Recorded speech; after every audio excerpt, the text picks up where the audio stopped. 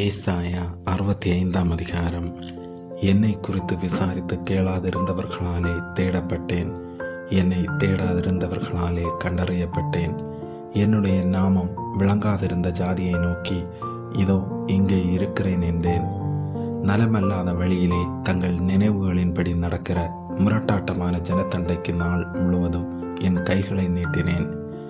அந்த ஜனங்கள் என் சந்ததியிலே நித்தம் எனக்கு கோபம் உண்டாக்கி, தோட்டங்களிலே பலியிட்டு செங்கற்களின் மேல் தூபம் காட்டி, பிரேத குழிகள் அண்டையில் உட்கார்ந்து பாழான ஸ்தலங்களில் ராத்தங்கி, பன்றி இறைச்சியை தின்று தங்கள் பாத்திரங்களில் அருவருப்பானவைகளின் ஆணத்தை வைத்திருந்து, நீ உன் மட்டிலிரு, என் சமீபத்தில் வராதே, உன்னை பார்க்கிலும் நான் பரிசுத்தன் என்று சொல்லுகிறார்கள்.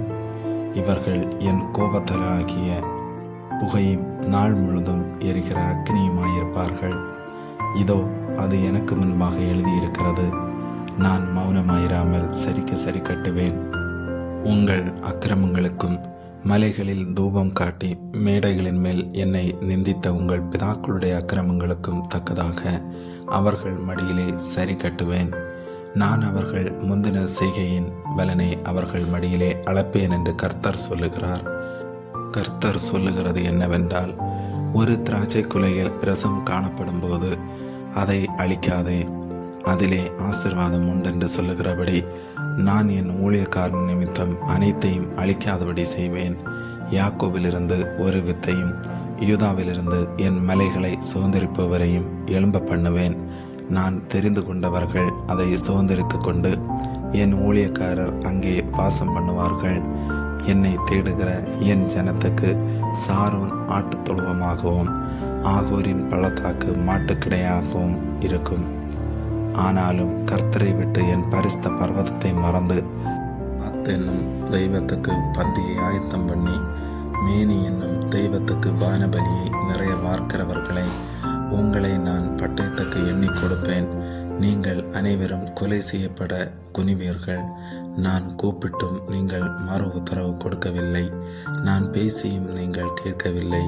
என் பார்வைக்கு பொல்லாப்பானதை செய்து எனக்கு பிரியமல்லாததை தெரிந்து கொண்டீர்கள். ஆதலால் கர்த்தராகிய ஆண்டவர் சொல்லுகிறார், இதோ என் ஊழியக்காரர் புசிப்பார்கள், நீங்களோ பசியாயிருப்பீர்கள். இதோ என் ஊழியக்காரர் குடிப்பார்கள், நீங்களோ தாகமாயிருப்பீர்கள். இதோ என் ஊழியக்காரர் சந்தோஷப்படுவார்கள், நீங்களோ வெட்கப்படுவீர்கள். இதோ என் ஊழியக்காரர் மன மகிழ்ச்சியினாலே கெம்பீரிப்பார்கள், நீங்களோ மன நோவினாலே அலறி ஆவியின் முறிவினாலே புலம்புவீர்கள். நான் தெரிந்து கொண்டவர்களுக்கு நீங்கள் உங்கள் நாமத்தை சாப வார்த்தையாக பின்வைத்து போவீர்கள்.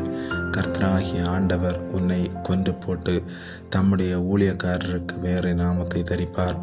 அதனாலே பூமியிலே தன்னை ஆசிர்வதிக்கிறவன் சத்திய தேவனுக்குள் தன்னை ஆசிர்வதிப்பான். பூமியிலே ஆணையிடுகிறவன் சத்திய தேவன் பேரில் ஆணையிடுவான். முந்தின இடுக்கண்கள் மறக்கப்பட்டு அவைகள் என் கண்களுக்கு மறைந்து போயின. இதோ நான் புதிய வானத்தையும் புதிய பூமியையும் சிருஷ்டிக்கிறேன். முந்தினவைகள் இனி நினைக்கப்படுவதுமில்லை, மனதிலே தோன்றுவதுமில்லை.